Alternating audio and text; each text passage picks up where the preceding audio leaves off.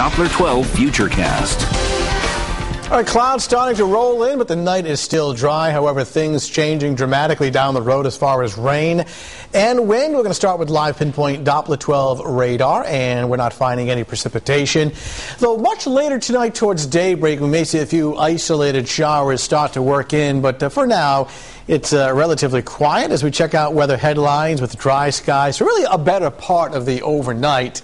The heaviest rain, now of course we're talking about significant rain on the way. The heaviest rain looks like it's going to wait until later Thursday night, tomorrow night into Friday morning. That's not to say that the daylight hours of tomorrow will be dry. We'll have some showers, but the real lion's share of heavy rain is going to be tomorrow night, Friday morning. And the high wind watch is in effect for late Thursday. And even the strongest winds, again, I think are going to be reserved for the Thursday night, Friday morning time frame. Downtown Providence, we are cloudy and mild. Temperature at 66. The winds are out of southwest at light speeds. The humidity climbing now at 90%. Our neighborhood weather spots showing temps in the mid to upper 60s. Another very mild night after topping out in the upper 70s to lower 80s. Unusually warm for this time of year.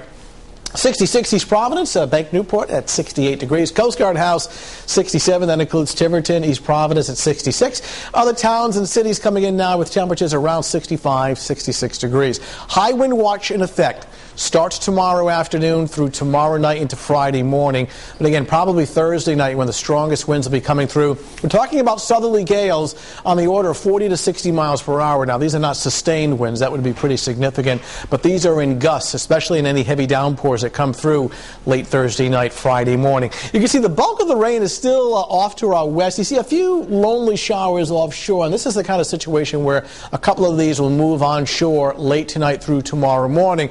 But the real heavy rain, and we're not talking scattered here. Look at this, from the Carolinas all the way down to, of all places, Cuba. So we call this a tropical connection. In other words, the jet stream, or the winds in the upper levels of the atmosphere, dropping as far south as the tropics and then drawing this moisture up the east coast. Initially, it stays to our west, but then by Thursday night, Friday morning, it edges closer. So for tomorrow, don't look for downpours other than some sprinkles and a few light showers, 69 to 74.